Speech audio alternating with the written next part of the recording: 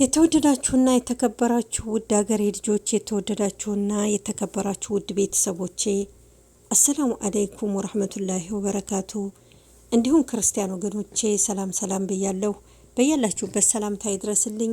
ዛሬ ደግሞ ጥር ምጥን ያለች ታሪክ ይዤ ቀርብ ያለሁኝ። ወደ ታሪኩ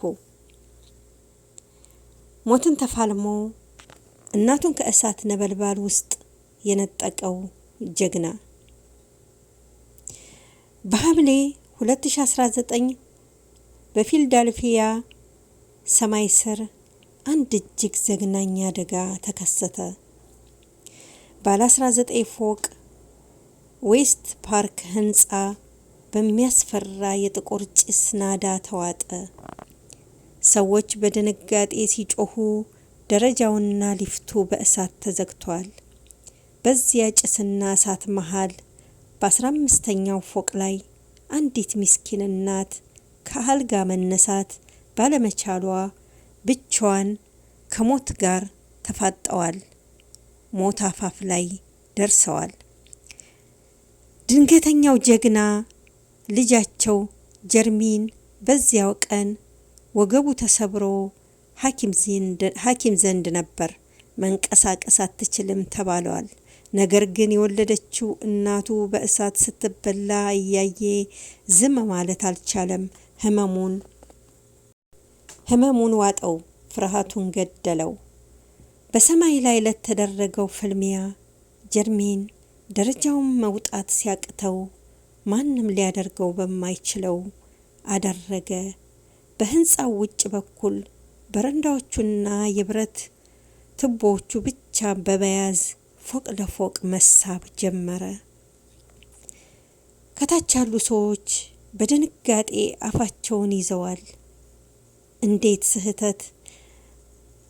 ስህተት ለሞት ትዳረጋለች? እጁ የተንቀጠቀጠ የቆሰለ ወገቡ እንደ እሳት እያቃጠለው በ15ኛው ፎቅ ላይ ህይወትና ሞት መሃል ተንጠልጥሎ እናቱ ጋር ደረሰ። የማይረሳው ፍጻሜ መስኮቱን በኃይል ሰብሮ ሲገባ እናቱ በጭስ ታፍነው ተስፋ ቆርጠው ነበር። ልጃቸውን ሲያዩት ተአምር መሰላቸው። ጀርሚን በክብር እናቱን አቅፎ አዘላቸው። በወጣበት አደገኛ መንገድ በህንፃው ውጭ በኩል እናቱን አዝሎ ወደ መሬት ወረደ። መሬት ሲረግጡ ታች ያለው ህዝብ የደስታ ለቅሶ አስተጋባ። ጀርሚን እናቱን ብቻ ሳይሆን የሰውን ልጅ የፍቅር ኃያልነት አዳነ።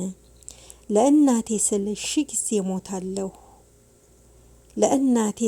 ጊዜ ሞታለሁ ያለው የዚህ ወጣት ታሪክ ፍቅር ተራ ሰዎችን ወደ ጀግና እንደሚቀይር ትልቅ ማሳያ ነው። ውድ ሀገሬ ልጆች፣ ውድ እህት ወንድሞቼ፣ አገር ሰላም ይሁን። ከመጥፎ ነገር አላህ ይሰውረን። ከእንዲህ አይነት አደጋ ሳይታሰብ ከእሳት በርባሪ አላህ ይጠብቀን። ውድ ሀገሬ ልጆች፣ ይሄ ወጣት እናቱ በእሳት እንዳትበላ እናቱ ፎቅ ላይ ተቀምጣ መራመድ መንቀሳቀስ ስለማትችል እሱ ታክሞ በሆስፒታል ተኝቶ ግን እናቱን ከእሳት ነጥቆ አወጣ። እናት ወርቅ ናት እንጂ የወርቅ ቅብ አይደለችም። ጀግና ነው። እህት ወንድሞቼ፣ ከእንዲህ አይነት ከመጥፎ አደጋ አላህ ይሰውረን። አገራችንን ሰላም አላህ ያድርግልን። አገር ሰላም ሲሆን፣ ወገን ሰላም ሲሆን ህይወት ትኖራለች። እህት ወንድሞቼ ስላዳመጣችሁኝ ከልብ አመሰግናለሁ። ውድ አገሬ ልጆች በያላችሁበት ሰላማችሁ ይብዛ። አገራችንን ሰላም አላህ ያድርግልን። ወጥቶ ከመቅረት አላህ ይጠብቀን። ውድ አገሬ ልጆች መጥፎ ነገርን አላህ የያዝልን። በያላችሁበት ሰላማችሁ ይብዛ። እወዳችኋለሁ፣ አከብራችኋለሁ። ውድ አገሬ ልጆች ጠንክሪ በርች የምትሉኝ አላህ ጀዛችሁን ይክፈላችሁ። እህት ወንድሞቼ ከክፉ ነገር አላህ ይሰውረን። ወጥቶ ከመቅረት አላህ ይጠብቀን። ውድ አገሬ ልጆች በያላችሁበት ሰላማችሁ ብዝዝት ይበልልኝ። እህት ወንድሞቼ እንተጋገዝ፣ አብረን እንደግ። በያላችሁበት ሰላማችሁ ይብዛ። አላህ ከእናንተ ጋር ይሁን፣ አላህ ከኛም ጋር ይሁን። እህት ወንድሞቼ ወጥቶ ከመቅረት አላህ ይጠብቀን። አሰላሙ አለይኩም ወራህመቱላሂ ወበረካቱ።